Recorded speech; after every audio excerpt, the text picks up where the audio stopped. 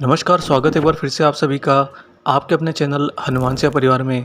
आशा करते हैं कि प्रभु श्री हनुमान जी और परम पूज्य गुरुदेव बाबा नीम करोली महाराज जी आप सभी भक्तों पर असीम कृपा सदैव बनाए रखें। दोस्तों, यूँ तो महाराज जी अपने हर भक्त का पूर्ण नियंत्रण अपने ही हाथ में रखते हैं और सदैव रखते भी रहेंगे, परंतु इसके साथ ही महाराज जी की जो शारीरिक लीला थी उसका भी पूर्ण नियंत्रण आगे और पीछे और वर्तमान तीनों का महाराज जी की मुट्ठी में बंद था। यानी कि बाबा जिस तरह से एक भक्त को नचाते हैं, इसी तरह से अपने इस शारीरिक लीला को, इस दिव्य लीला को इस धरती पर नचा रहे थे। ऐसा हम इसलिए कह रहे हैं क्योंकि महाराज जी ने शरीर त्यागने से पूर्व श्री कैंची धाम के अंदर आने वाले अनेक भक्तों को अलग अलग तरीके से कुछ रहस्यमय संकेत दिए थे कि महाराज जी अब शरीर को त्यागने वाले हैं। परंतु वही दिव्य अलौकिक गुरु महाराज जी, जो कि अपने ही भक्तों के ऊपर से माया का पर्दा उठा देते हैं, उन्होंने उन दिनों अपने भक्तों को एक अनोखे पर्दे के पीछे ढक कर रखा। यानी कि महाराज जी संकेत देते गए और भक्त बाबा के किसी भी संकेत को समझ नहीं पाए। ये महाराज जी की लीला थी, जो कि उनकी स्वयं की संपूर्ण लीला का एक छोटा सा हिस्सा भी था। इन सब से एक बात तो बहुत स्पष्ट है कि महाराज जी के जो संकेत होते हैं, जो अलौकिक संकेत अपने भक्त को देते हैं बाबा जी, उन सारे संकेत को समझने का जो सामर्थ्य होता है, यह भी महाराज जी देते हैं।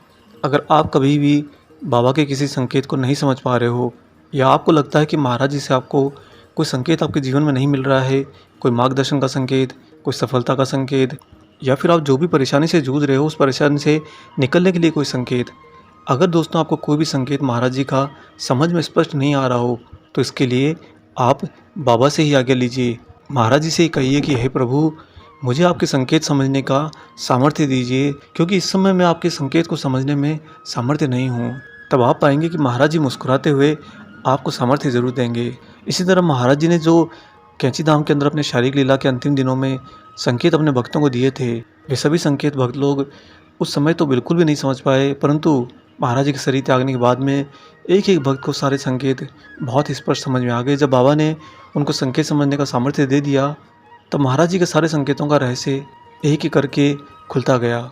दोस्तों, हम आपको आज महाराज जी के कुछ उन संकेतों के बारे में व्याख्या करेंगे जो बाबा ने अपना शरीर त्यागने से पूर्व कैंची आश्रम में अपने भक्तों को अलग अलग स्थान पर दिए थे। ऐसे एक भक्त महाराज जी के कैंची से प्रस्थान के 2 दिन पूर्व सपरिवार उनके आश्रम गए थे। उन्होंने बताया कि जब वे कैंची धाम पहुँचे तो उनका स्वयं का अनुभव और उनके परिवार का अनुभव असाधारण रूप से कुछ दूसरा ही था। बाबा ने अपने महाप्रयाण के बारे में उन्हें चेतावनी दी थी।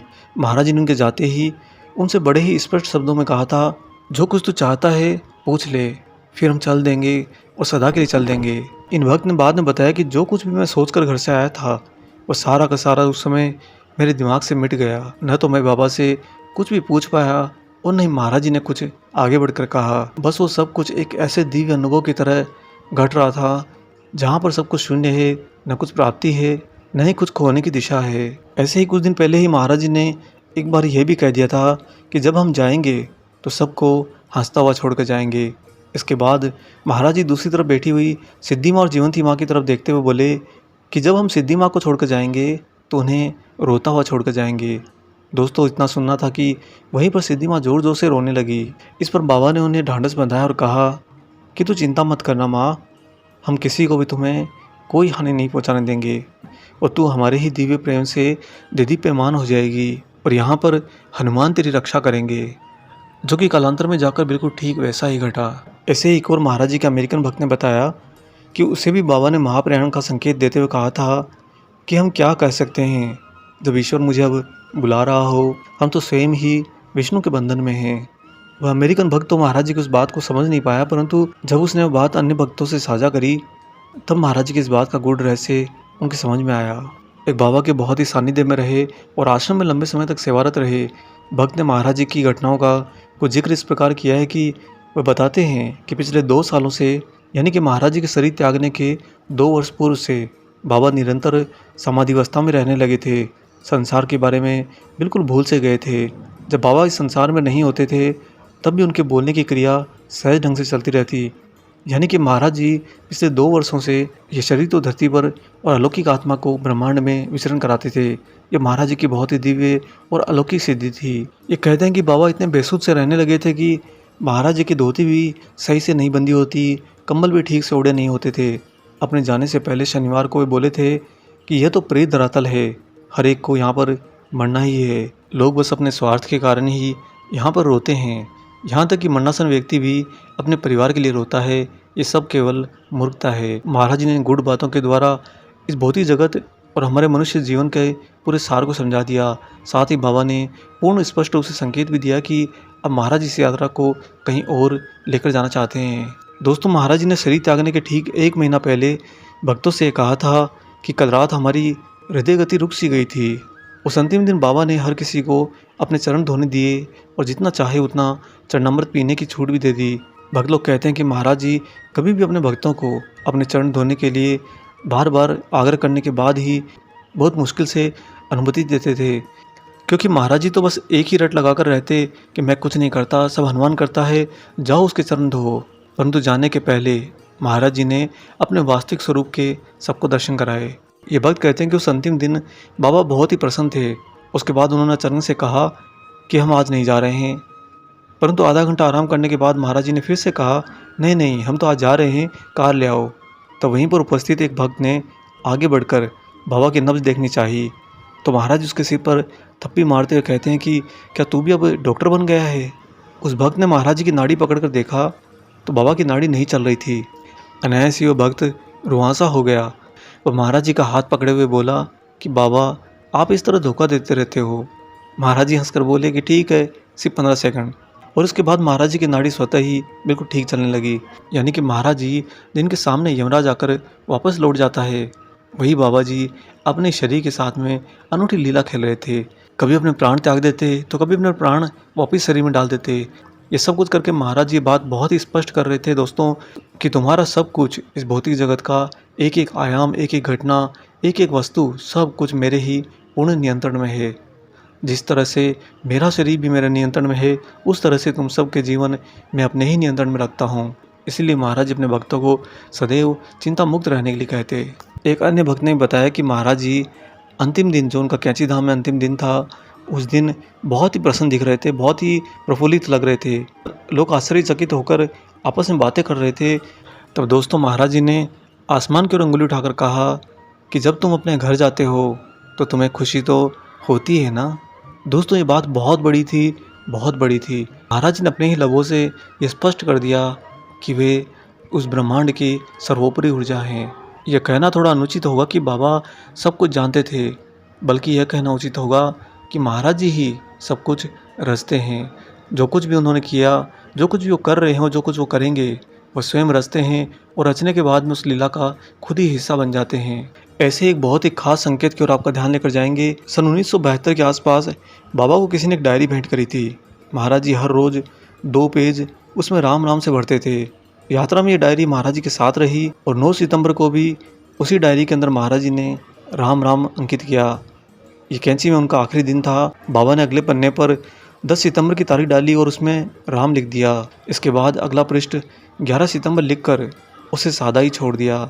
इसके बाद वो डायरी महाराज जी श्री सिद्धि माँ को देते हुए बोले कि अब ये डायरी तुम्हारी हो गई है, अब इसमें तू ही लिखना। श्री सिद्धि माँ उस समय बाबा की बात को बिल्कुल स्पष्ट रूप से समझ गई थी कि आज महाराज जी अपनी शारीरिक लीला को विराम देने वाले हैं। परंतु श्री सिद्धि माँ ये बात भक्तों से साझा नहीं कर पाई, क्योंकि श्री माँ नहीं चाहती थी कि वहाँ पर भक्त महाराज जी के लिए बहुत ज़्यादा दुखी हो जाएं। बाबा तो शरीर रहते हुए भी अपने भक्तों को कभी दुखी नहीं देख सकते, तो महाराज जी कैसे भला अपने भक्तों को जाते समय दुख में छोड़कर जाते। एक और भक्त ने बाबा के बारे में कुछ यूँ साझा किया कि 8 सितंबर की सुबह महाराज जी ने कहा था कि जो भी संसार में आता है उसे जाना ही होता है, कोई भी यहाँ पर नहीं रहेगा। इतना सब जानते हुए भी लोग मरते समय क्यों हूँ करते रहते हैं, वे क्यों रोते हैं। उन्हें तो प्रसन्न होकर जाना चाहिए, उन्हें हंसते हुए जाना चाहिए, रोना नहीं चाहिए। फिर कुछ इधर उधर की बातें करते हुए बोले, अब हम भी चले जाएंगे, हम नहीं रहेंगे तो अब हम आगे किसी को भी दर्शन नहीं देंगे। तभी महाराज जी के नज़दीक बैठे भक्त ने पूछ लिया कि बाबा, आप ऐसी कौन सी जगह चले जाएंगे जहाँ में आपके दर्शन नहीं हो पाएंगे। बाबा का उत्तर था कि अरे बहुत दूर, बहुत दूर। भक्त ने फिर पूछा कि कहाँ। तब श्री महाराज जी ने कहा, अरे वहीं नर्मदा नदी के पास में। दोस्तों, यहाँ पर आपको बता दें कि नर्मदा नदी का उद्गम अमरकंटक में है, लेकिन पुरानी मान्यता है कि वह शिव जी के कंठ से निकलती है। कालांतर में वृंदावन धाम में हनुमान जी की सेवा में रक्त हनुमान जी के भक्त को हनुमान जी ने स्वयं आकर ये बताया था कि वे बाबा नीम करोली महाराज जी से मिलकर आ रहे हैं और महाराज जी इस समय श्री अमरकंटक में हैं। दोस्तों, ये पुष्टि महाराज जी के शरीर त्यागने के बाद में स्वयं श्री हनुमान जी ने करी थी। ऐसे ही जब ये भक्त महाराज जी से ये सब कुछ पूछ रहा था, तभी थोड़ी देर में वहाँ पर बस का ड्राइवर आ गया, क्योंकि जिन लोगों को इधर उधर जाना होता था उनकी बस वहाँ पहुँच चुकी थी। उसी समय एक आदमी ने बाबा से एकांत में दर्शन देने का आग्रह किया। इस पर महाराज जी बोले कि बाबा नीम करोली तो मर गए हैं, अब तो किससे बात करेगा। वह आदमी महाराज जी को देखकर हंसने लगा और बोला, ठीक है, तो फिर मैं कल सुबह 8 बजे आकर आपसे फिर से बात करूँगा। बाबा ने भी तुरंत ही कहा, ठीक है, तू आना, यदि हम जिंदा रहे तो तुमसे बात जरूर करेंगे। दोस्तों, महाराज जी ने बात बहुत ही सहज रूप से कह दी थी, परंतु यही परम सत्य हुआ। उन सत्य के स्वामी और सत्य से रचे हुए और सत्य की रक्षा करने वाले महाराज जी के मुख से निकले हुए सारे वचन परम सत्य ही होते हैं। उस समय महाराज जी जब उठकर वहाँ से चले तो प्रांगण में कुछ विदेशी भक्त बाबा की जोर जोर से जय जयकार कर रहे थे। महाराज जी ने उनकी तरफ हाथ उठाते हुए कहा कि बाबा नीम करोली तो मर गया है। फिर आसमान की ओर अंगुली उठाकर संकेत करते हुए उन सब से कहने लगे कि अब तुम लोगों की आवाज़ तो वहीं पर पहुँचती होगी। दोस्तों, सब कुछ महाराज जी सशरीर यहाँ पर रहते हुए अपने भक्तों के साथ में अपनी रची हुई लीला के अंतर्गत कर रहे थे। इस प्रकार महाराज जी अपना शरीर त्यागने के पूर्व अनेक लीलाएं, दिव्य लीलाएं स्वयं की लीला को समाप्त करने के लिए भी करते रहे और महाराज जी ने सारी लीलाओं के अंदर ये बहुत ही स्पष्ट संकेत दिया था, परंतु कोई भी भक्त समझ ही नहीं पाया। और बाद में कालांतर में जाकर भक्तों को यह ज्ञात हुआ कि बाबा की यही तो लीला थी, यानी कि जगत में दिव्य लीलाएं करना बाबा की ही परम लीला है। और आज जो आप भक्त लोग महाराज जी की भक्ति कर रहे हैं, बाबा की सेवा कर रहे हैं, यह भी महाराज जी की उसी दिव्य लीला का एक हिस्सा है जो निरंतर चलता रहेगा, सदैव चलता रहेगा। आशा करते हैं दोस्तों आज का ये विशेषांक आपको जरूर पसंद आया हो। वीडियो अगर अच्छा लगा है तो जाने से पहले इसे लाइक कर दीजिए और अगर आपने चैनल को सब्सक्राइब नहीं किया है तो चैनल को सब्सक्राइब भी कर लीजिए। मिलेंगे बहुत जल्दी ही एक और ऐसे अलौकिक अंक के साथ। तब तक अपना और अपने माता पिता का संपूर्ण ख्याल रखिए और परम प्रभु श्री राम जी का निरंतर गुणगान करते हुए बाबा हनुमान और बाबा नीम करोली महाराज जी की निस्वार्थ होकर सेवा करते रहिए। जय सिया राम।